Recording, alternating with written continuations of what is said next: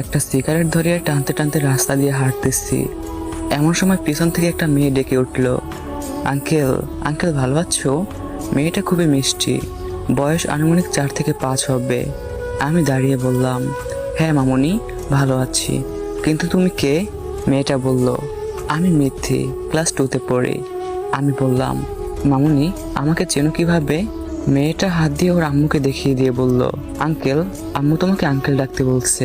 আস্তে আস্তে মিথির মা আমার সামনে আসলো। বোরখার মুখটা খুলতে চমকে গেলাম। এ তো দেখি স্নেহা। স্নেহা বলল, ভালো আছো আক্তার? আমি বললাম, হ্যাঁ অনেক ভালো। স্নেহা বলল, কিরকম ভালো আছো তা তো দেখতেই পাচ্ছি। হাতে সিগারেট, মাথার চুলগুলো এলোমেলো, মুখে বিষণ্ণতার ছাপ। আমি বললাম, স্নেহা বলল, আচ্ছা আক্তার, জীবনটাকে একটু সুন্দরভাবে গুছিয়ে নিতে পারো না? আমি বললাম, গুছিয়ে তো নিয়েছিলাম, হঠাৎ করে একটা ঝড় এসে এলোমেলো করে দিয়ে গেল। স্নেহা আর কিছু বলল না। আসলে ওর বলার মতো কিছু নেই। ইন্টারমিডিয়েট ফার্স্ট ইয়ার থেকে অনার্স ফার্স্ট ইয়ার পর্যন্ত আমাদের রিলেশন ছিল। অনেক ভালোবাসতাম স্নেহাকে, আমাকেও বাসতো। একদিন বৃষ্টিতে ভিজে আমার জ্বর হয়ে যায়। 3 দিন কলেজে যেতে পারিনি।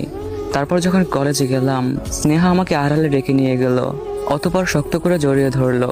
ওর উষ্ণ পরশে আমার জ্বর একদম ভালো হয়ে গেল। জড়িয়ে ধরে স্নেহা কান্না করতে করতে বলল, ওই হারামি, তুই জানো না, তোকে ছাড়া আমি একদমই ভালো থাকতে পারি না। তোকে না দেখলে আমার একদমই ভালো লাগে না। ওই দিন বুঝেছিলাম যে ভালোবাসা আসলে কি, মায়া জিনিসটা আসলে কি। দুজনেই খুব হ্যাপি ছিলাম, খুব ভালোই চলতেছিল আমাদের দিনগুলো। হঠাৎ একদিন খবর পেলাম স্নেহার নাকি বিয়ে ঠিক হয়েছে। খবরটা শুনে আমার মাথায় যেন আকাশ ভেঙে পড়লো। আমি স্নেহাকে ফোন দিয়ে বললাম, স্নেহা, কি শুনছি এসব? তোমার নাকি বিয়ে ঠিক হয়েছে? স্নেহা বলল, আমি বললাম, তুমি কি রাজি? স্নেহা বলল, রাজি। হ্যাঁ, রাজি না হয়ে কি করব বলো? তোমার জন্য কতগুলো বিয়ে ভেঙে দিচ্ছি, আর কত ভাঙবো? আর এতদিনে তুমি একটা চাকরি জোগাড় করতে পারো নাই, এভাবে আর কত বললো? এতক্ষণে আমার চোখ থেকে পানি গড়িয়ে পড়তে শুরু করলো। আমি চোখের পানি মুছে বললাম, চাকরিটাই কি সব? স্নেহা বলল, চাকরিটাই সব, কারণ আবেগ আর ভালোবাসা দিয়ে জীবন চলে না। স্নেহার মুখে এই কথা শুনে আমার মাথায় যেন আকাশ ভেঙে পড়লো। নিঃশ্বাস নিতে কষ্ট হচ্ছিল। সাথে সাথে ফোনটা রেখে দিলাম, নাম্বারটাও ডিলিট করে দিলাম। তারপর থেকে আর কোনোদিন তার সাথে যোগাযোগ করার চেষ্টাও করিনি। বহুদিন পর আজ তার সাথে হঠাৎ করে দেখা।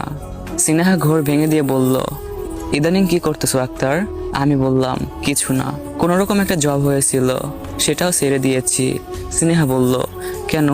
আমি বললাম, কার জন্য করব বলো? দুনিয়াতে আব্বু আম্মু, ভাই বোন, আপন বলতে কেউ নেই। কেউ একজন ছিল যাকে ভালোবাসছিলাম, যাকে নিয়ে স্বপ্ন সাজিয়েছিলাম, কিন্তু সে আমাকে হঠাৎ করে ছেড়ে চলে গেল। এখন চাকরি দিয়ে কি হবে?